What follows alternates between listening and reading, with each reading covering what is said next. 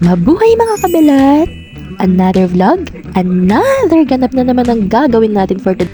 Hindi ko na nga na-videohan ng pagdating namin dito dahil sobrang late na nga rin ako at sobrang late na rin namin nag-start sa project. Sa sobrang tagal nga ng pagdating ko ay inis na sa akin. Dahil nga naman, ang usapan alas 8 pero dumating ako alas 12 naman rin.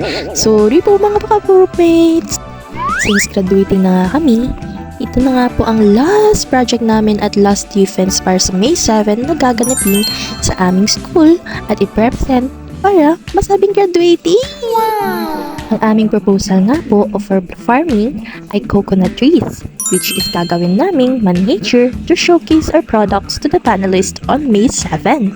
Kaya naman habang rito nagpipideo ko, bigla akong nagutom kaya naisipan kong bumili na lang sa labas. At dahil nag-iisa akong babae sa kanila, ako nang nagdesisyong bumili. Kahit sobrang init, nagtitipid ng gas, lumabas ka rin ako. Pero dito nga, ay nakalimutan ko ang aking bibili. Napabalik na naman ako at napatanong sa kanila nung bibili. Ewan ko nga sa sarili ko kung bakit sobrang dali ko nang makalimot. Pero okay lang, at least happy sa life. Kahit na sa sobrang init, hindi na ako nagpasama kahit nag-i-initiate na ang boys na samahan ako dahil nga sa sobrang lapit at gusto ko mapag-isa para makapag-muni-nuni. Minsan kasi sa buhay, kailangan rin natin out of comfort zone para rin matuto at makita ang tunay na buhay. Wow! Dito naman sa bandang to ay nakarating na ako sa tindahan. Kaya naman bumili ako ng turo na cravings nila. Ang pera na ginamit ko rito ay sponsored by Kuya M. Ang Kuya M na the best kuya in the world. Syempre, kailangan din natin ng self-reward. Isa nga pong 50 rito ay sa akin na.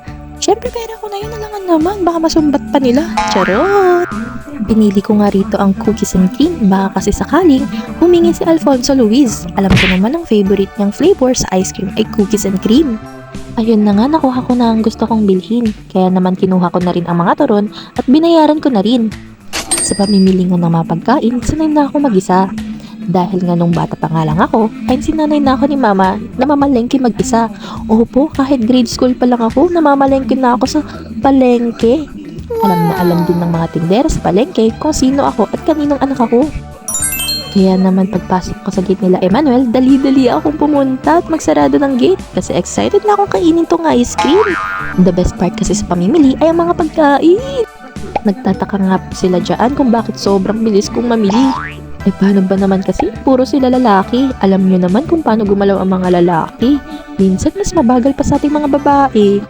Pero kapag sa pa mga basketball o mga sports, ay naku Gina G, kay bilis sumangkot, kay bilis pumunta.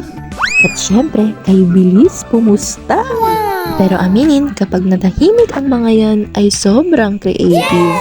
Minsan ang mga boys at the back, sila pa ang mga low-key matatalino sa classroom. Pero wala talaga tayong masasabi kapag sobrang tigas ng mga ulo ng mga to. Ultimo lamok, mapapakamot sa ulo.